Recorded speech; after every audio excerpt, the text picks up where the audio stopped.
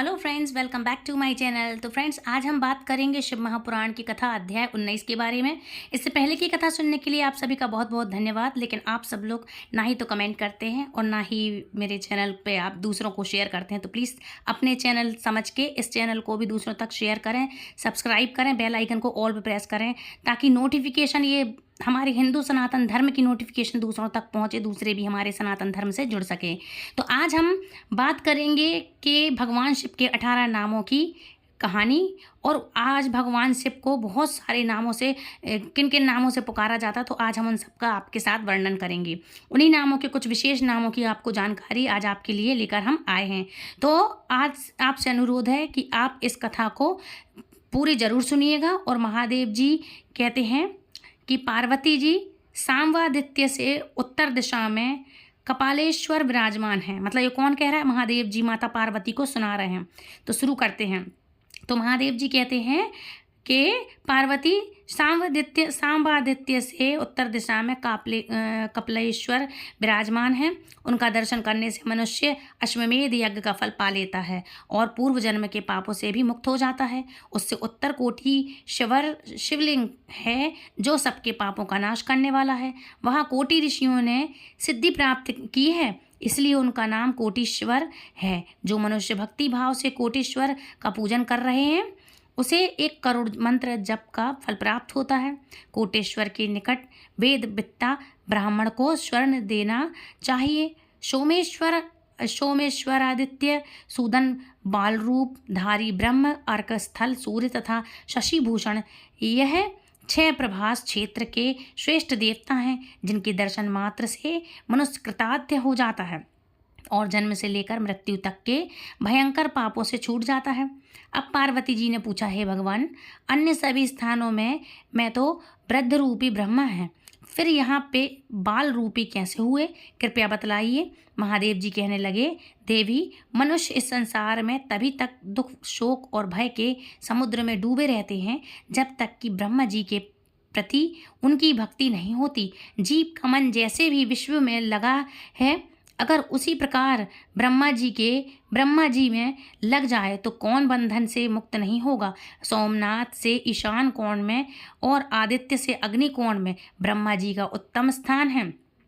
वहीं पर बाल रूप धारी ब्रह्मा जी विराजमान हैं, जो संपूर्ण जगत के स्वामी, सब लोगों से सृष्टा और महान तेजस्वी हैं। वे ही इस प्रभास क्षेत्र में 8 वर्ष की आयु में आए हैं। उन्होंने ही सोमनाथ लिंग की स्थापना करके ब्राह्मणों को बहुत सी दक्षिणा दी। प्रभास क्षेत्र में रहते हुए बाल रूपधारी ब्रह्मा जी के 42 वर्ष बीत गए हैं। इस प्रकार उसी आयु का एक परार्थ व्यतीत हो गया। अब पार्वती जी ने फिर से महादेव जी से कहा कि प्रभु, ब्रह्मा जी के दिन, मास और वर्ष का परिणाम भी बतलाइए। महादेव जी कहने लगे, देवी, ब्रह्मा जी की जो परम आयु है उसका एक परार्थ मतलब बीत गया है, अब दूसरा परार्थ चल रहा है। 8 वर्ष की आयु में यहाँ आए थे, इसलिए उन्हें बाल रूपी कहते हैं। प्रवास क्षेत्र को छोड़कर अन्य सभी तीर्थों में वे वृद्ध रूपी ही हैं। प्रथम कल्प में इनका नाम स्वयंभू था, दूसरे में पद्मभू, तीसरे में विश्वकर्मा और चौथे में बाल रूपी कहे गए हैं। जो मनुष्य प्रतिदिन इन नामों को स्मरण करता है वह दीर्घायु होता है। चंद्र, सूर्य आदि सभी ग्रह देवता, असुर, दानव तथा समस्त त्रिलोकी, ये सब ब्रह्म जी की रात आने पर नष्ट हो जाते हैं और फिर दिन आने पर जब ब्रह्मा जी जागते हैं तब पहले की तरह सृष्टि करने लगते हैं। पलक निगरते मतलब पलक झपकते जितना समय लगता है उसके 1/4 भाग को त्रुटि कहते हैं। 2 त्रुटि का 1 निमेष होता है। 15 निमेष की 1 काष्ठा होती है। 30 काष्ठा की 1 कला, 30 कलाओं का 1 मुहूर्त और 15 मुहूर्त का 1 दिन होता है।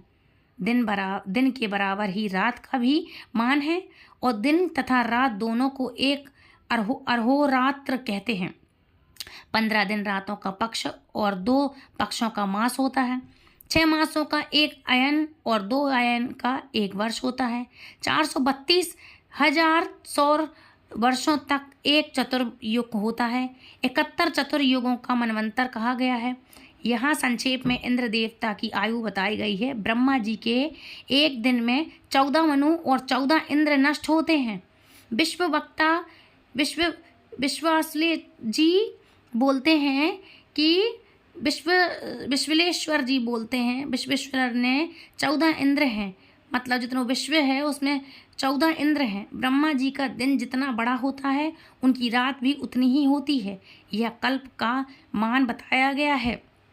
श्वेत कल्प है, दूसरे कल्प का नाम नील लोहित, तीसरे का वामदेव, चौथे का रथ, पांचवे का रख, छठे का प्राण, सातवें का बृहत कल्प, आठवें का कंदर्प, नवे का सद्ध कल्प, दसम का ईशान, 11वीं का ध्यान, भवे का शाश्वत, 13 का उदान, 14वें का गरुण, 15वें का कुर्म और 16वें का नरसिंह, 17वें का समाधि, 18वें का आत्रेय, 19वें का सोम, 20वें का भावन, 21वें का पुरुष, 22वें का बैकुंठ, 23वें का अर्चित, 24वें का रुद्र, 25वें का लक्ष्मी, 26वें का सरस्वत, 27वें का वैराज, 28वें का गौरी कल्प, 29वें का महेश्वर कल्प और 30वें का पित्त कल्प। यही ब्रह्मा जी की अमावस्या है। ब्रह्मा जी के महीने के यह 30 कल्प बताए गए हैं। इस समय वराह कल्प चल रहा है। यही ब्रह्मा जी की प्रतिपदा है, जिसमें भगवान वराह ने रसातल से पृथ्वी का उद्धार किया था। 30 कल्पों का ब्रह्मा जी का एक मास माना गया है। ऐसे 12 मासों का एक वर्ष होता है। ऐसे वर्षमान से जब ब्रह्मा जी 8 वर्ष के थे तब सोमदेव उन्हें प्रभास क्षेत्र में लेकर आए और उन्हीं के द्वारा सोमनाथ जी की प्रतिष्ठा का कार्य संपन्न हुआ। इस प्रकार प्रभास क्षेत्र में निवास करते हुए ब्रह्मा जी का एक परार्थ व्यतीत हो गया और अब दूसरा चल रहा है।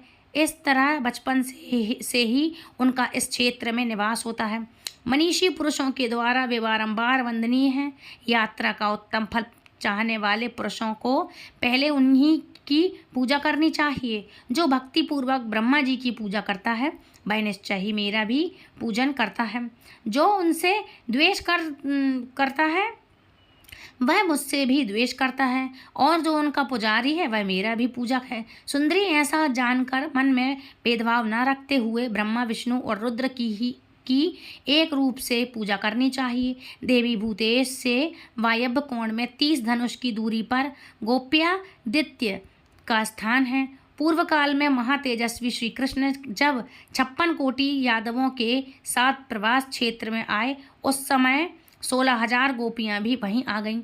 उनमें से जो सर्वश्रेष्ठ गोपियाँ बताई गई हैं उनके नाम बताता हूँ, सुनो।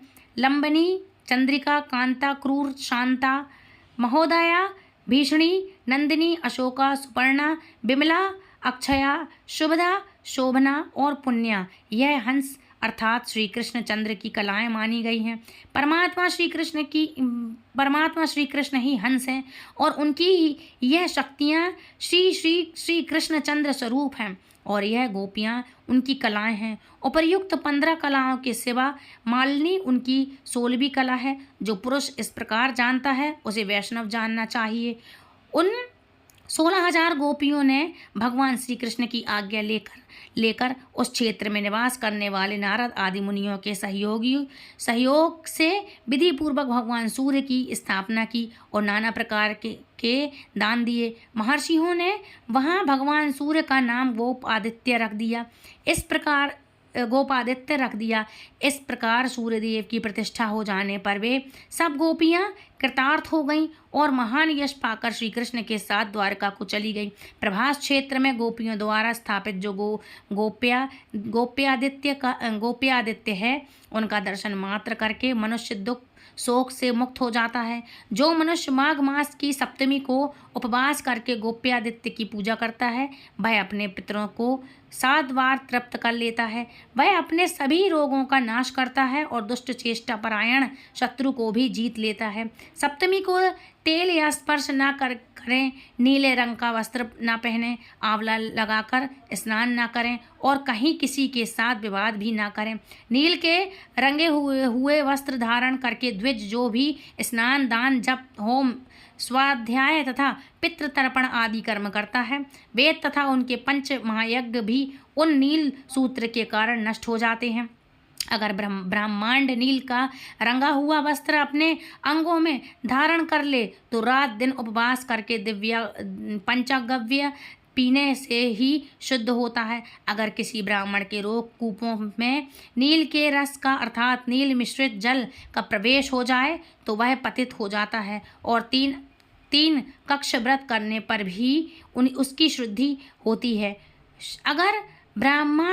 अगर ब्रह्मांड भूल से भी नील वृक्षों के बीच में से निकल जाए तो वह दिन रात उपवास करके पंचगव्य पीने पर शुद्ध होता है। अगर ब्राह्मण के शरीर में नील की लकड़ी गड़ जाए और रक्त दिखाई देने लगे तो उसे रण व्रत करना चाहिए। देवी जो रण व्रत करना चाहिए। देवी जो अनजाने में नील का दातून कर लेता है वह 2 बार कृत्य व्रत करने पर उस पाप से शुद्ध हो जाता है। पार्वती कुरुक्षेत्र में 1 लाख गोदान करने से जो पुण्य मिलता है वह सब गोपादित्य के दर्शन मात्र से ही प्राप्त हो जाता है। जय भोलेनाथ। आज की कथा बस इतनी ही। अब जानिए भगवान शिव के 18 नामों के वर्णन के बारे में। भगवान शिव का पहला नाम है शिव जो समस्त कर्णों के विधान हैं और भक्तों के समस्त पाप और तृष्णा का नाश करने में सदैव समर्थ हैं, उनको शिव कहते हैं। भगवान का दूसरा नाम है पशुपति। ज्ञान शून्य अथवा अवस्था में भी सभी पशु माने गए हैं। दूसरे जो सबको अशोक रूप में देखते हैं वे भी पशु कहलाते हैं। इसलिए ब्रह्मा जी से लेकर स्थावर पर्यंतन सभी पशु माने जाते हैं और शिव जी को सबको ज्ञान देने वाले तथा उनको अज्ञान से बचाने वाले, इसलिए वे पशुपति कहलाते हैं। भगवान का तीसरा नाम मृत्युंजय है। यह प्रसिद्ध बात है कि मृत्यु को कोई जीत नहीं सकता। स्वयं ब्रह्मा जी भी युगांतर में मृत्यु कन्या के द्वारा ब्रह्मा में लीन होने पर शिव जी का एक बार निर्गुण में लय होता है, अन्यथा अनेक बार मृत्यु की ही पराजय होती है। समुद्र मंथन के दौरान भगवान शिव ने देवताओं की रक्षा के लिए विष का पान कर मृत्यु पर विजय प्राप्त की थी, इसलिए वह मृत्युंजय कहलाते हैं। भगवान शिव का चौथा नाम त्रिनेत्र है। एक बार भगवान शिव शांत रूप में बैठे हुए थे। उसी समय हिमालय पुत्री भगवती पार्वती के हास्य परिहास में पीछे से जानकर भगवान शिव के दोनों नेत्र मूंद लिए। नेत्र क्या थे? भगवान शिव रूप त्रिलोक के चंद्र और सूर्य थे। ऐसे नेत्रों के बंद होने से ही समस्त संसार में अंधकार छा गया और संसार व्याकुल हो उठा। तब भगवान शिव के ललाट से युगांतकालीन अग्नि स्वरूप तीसरा नेत्र प्रकट हुआ। उसके प्रकट होते ही 10 दिशाएं प्रकाशित हो गईं, अंधकार हट गया और हिमालय जैसे पर्वत भी जलने लग गए।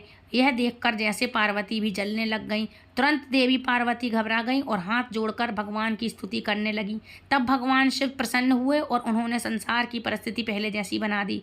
तभी से वह चंद्रकाग्नि विलोचन अर्थात त्रिनेत्र कहलाने लगे। भगवान शिव का एक नाम कृतिवासा है। कृतिवासा वह होते हैं जिनके गज चर्म का वस्त्र हो। ऐसे वस्त्र धारण करने वाले भगवान शिव हैं उनको इस प्रकार के वस्त्र रखने की क्या आवश्यकता हुई थी। उसकी स्कंद पुराण में कथा मिलती है जिसमें लिखा है कि जिस समय महादेव देवी पार्वती को रत्नेश्वर का महत्तम सुना रहे थे उस समय महिषासुर का पुत्र गजा असुर अपने बल के मध्य से उन्मुक्त होकर भगवान शिव के गणों को दुख देता हुआ शिव जी के समीप चला गया। ब्रह्मा जी के वरदान से वह इस बात से निडर था कि कंदर्प के वश में होने वाले किसी से भी मेरी मृत्यु नहीं होगी। किंतु जब वह कंदर्प के दर्प का नाश करने वाले भगवान शिव के सामने गया तो उन्होंने उसके शरीर को त्रिशूल में टांग करके शंकर जी ने आकाश में लटका दिया। तब उसने वहीं से शिव जी की बड़ी भक्ति से स्तुति की। भगवान शिव बहुत ही दयालु हैं, वह कितना भी बड़ा पापी क्यों ना हो, यदि ऐसा पापी सच्चे मन से भगवान शिव का स्मरण करे तो भगवान शिव की स्तुति करे तो वह उस समय उस पर भी प्रसन्न होकर उसे भी आशीर्वाद दे देते हैं। गजा असुर द्वारा की गई स्तुति से भगवान शिव बड़े प्रसन्न हुए और उन्होंने प्रसन्न होकर के उसे वर देना चाहा, जिस पर गजा असुर ने नम्र होकर भगवान से प्रार्थना की कि हे दिगंबर, यदि आप मुझ पर प्रसन्न हैं तो कृपा करके मेरे चर्म को धारण कर लीजिए और कृतिवासा नाम रखिए। जिस पर भगवान शिव ने तथास्तु कहा और फिर वैसा ही किया। भगवान शिव का छठा नाम है पंचवस्त्र। एक बार भगवान विष्णु ने किशोर अवस्था में अत्यंत मनोहर रूप धारण किया। उसे देखने के लिए ब्रह्मा जी जैसे चतुर्मुख और अनंत जैसे बहुमुखी उपेक्षा का लाभ उठाया। यह देखकर एक मुख वाले शिव जी को बड़ा ही शोभ हुआ। वह सोचने लगे कि अगर मेरे भी अनेक मुख और अनेक नेत्र होते तो भगवान के इस किशोर रूप का सबसे अधिक दर्शन मैं ही करता। बस फिर क्या था। इस कामना के उदय होते ही वे पंचमुख भी हो गए और उनके प्रत्येक मुख में 3-3 नेत्र बन गए। तभी से भगवान शिव को पंचवक्त्र भी कहते हैं। भगवान शिव का 7वां नाम शीतिकंठ है। एक समय बद्रिकाश्रम में नर और नारायण तप कर रहे थे। उसी समय दक्ष यज्ञ का विध्वंस करने के लिए शिवजी ने त्रिशूल छोड़ दिया था। तब देव योग से वह त्रिशूल यज्ञ विध्वंस करके नारायण की छाती को भी भेद गया और भगवान शिव के पास आ गया। इससे शिव जी क्रोधित हुए और आकाश मार्ग से नारायण के समीप गए। तब उन्होंने शिव जी का गला घोंट दिया। तभी से यह शीतिकंठ भी कहलाने लगे। भगवान का 8वां नाम है खंड परशु। उसी अवसर पर नर ने पशु के आकार के एक तिनके खंड को इशिका वस्त्र से अभिमंत्रित करके शिवजी पर छोड़ा था। तब शिवजी ने उसको अपने महत्व प्रभाव से खंडित कर दिया। तभी से वह खंड पशु भी कहलाते हैं। भगवान का 9वां नाम प्रमाथा पित्त है। कालिका पुराण में लिखा है कि 3 कोटि प्रमगण भगवान शिव की सदा सेवा किया करते हैं। उनमें 13,000 तो भोग विमुख योगी हैं और ईर्षा आदि से रहित हैं। शेष कामुक और क्रीड़ा विषय में भगवान शिव की सहायता करते हैं। उनके द्वारा प्रकट में किसी का कुछ भी अनिष्ट न होने पर उनकी विकट से लोग भय से कांपते रहते हैं। भगवान का 10वां नाम है गंगाधर।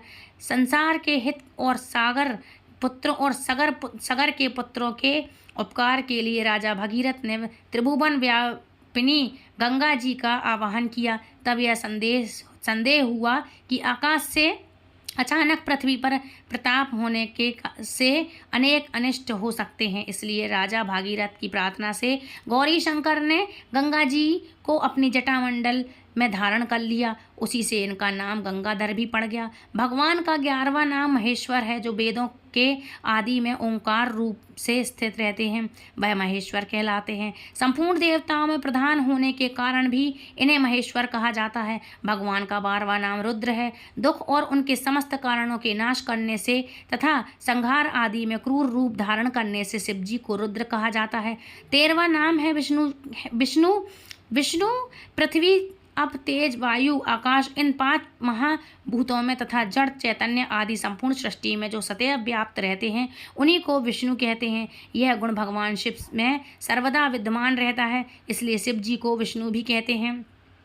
14वां नाम पितामह है। अर्मा आदि पितरों के तथा इंद्र आदि देवों के पिता होने और ब्रह्मा जी के भी पूज्य होने से भगवान शिव को पितामह भी कहते हैं। 15वां नाम संसार वैद्य है। जिस प्रकार निदान और चिकित्सा के जानने वाले सदैव उत्तम प्रकार की महा औषधियों और अनुभूत प्रयोगों से संसार के समस्त शारीरिक रोगों को दूर करते हैं, उसी प्रकार भगवान शिव भी अपनी स्वाभाविक दयालुता से संसारियों को भवबंधन से मुक्त करते हैं। अन्य वेद आदि शास्त्रों में भी सिद्ध किया गया है कि भगवान शिव अनेक प्रकार की अद्भुत, अलौकिक और चमत्कृत औषधियों के ज्ञाता हैं। उनके पास से अनेक प्रकार की महाऔषधियाँ प्राप्त हो सकती हैं और वे मनुष्यों के सिवा पशु पक्षी और कीट पतंग आदि की ही नहीं, स्थावर जंगात्मा मात्म संपूर्ण सृष्टि के प्राणी मात्र की प्रत्येक व्याधि प्रत्येक रोग के ज्ञाता हैं। उनको दूर करने वाले भी हैं, इसलिए वह संसार वैद्य नाम से भी जाने जाते हैं। भगवान शिव का सवा नाम है सर्वज्ञ। तीनों लोकों और तीनों काल की संपूर्ण बातों को भगवान सदाशिव अन्य से जान लेते हैं, इसी से उन्हें सर्वज्ञ कहते हैं। भगवान शिव का सवा नाम है परमात्मा। अब तक बताए गए सभी गुणों से संयुक्त होने और समस्त जीवों की आत्मा होने से भगवान शिव परमात्मा भी कहलाते हैं। भगवान शिव का 18वां नाम है कपाली। श्री ब्रह्मा जी के मस्तक को काटकर उनके मस्तक को कई दिनों तक अपने कर कमलों में धारण करने से अपने गले में धारण करने से उन्हें कपाली कहा जाता है। तो यह थी भगवान शिव के 18 नामों की जानकारी। और आपको पसंद आई हो तो वीडियो को लाइक करके शेयर ज़रूर करें कि इन सब नामों की जानकारी सभी को हो। हमारे हिंदू सनातन धर्म में भगवान की पूजा तो सब करते हैं, उनको कई नामों से पुकारते हैं, लेकिन बहुत से लोगों को उनके नाम पता नहीं होते, उनकी कथा पता नहीं होती। तो देखो, मैंने भगवान के सारे नामों की कथा बताई है आपको, उनके नाम का, उनका मतलब का, पूरे 18 नामों का विधि सहित पूरा आपके लिए बता दिया है। तो आई होप आपकी आज की वीडियो आपको पसंद आई होगी, कुछ उपयोगी लगे। यदि आपको पसंद आई तो दूसरों तक शेयर जरूर करें। तो फ्रेंड्स, मिलती हूँ नेक्स्ट अध्याय में, तब तक के लिए फ्रेंड्स राधे राधे, हरे कृष्णा। और यदि हमारे चैनल पर पहली बार जुड़े हैं तो चैनल को आप सब्सक्राइब करके बेल आइकन को और पे प्रेस करें ताकि आने वाली नोटिफिकेशन वीडियो की सबसे पहले आप तक पहुँचे। राधे राधे, हरे कृष्णा, हरि बोल, हरि हर।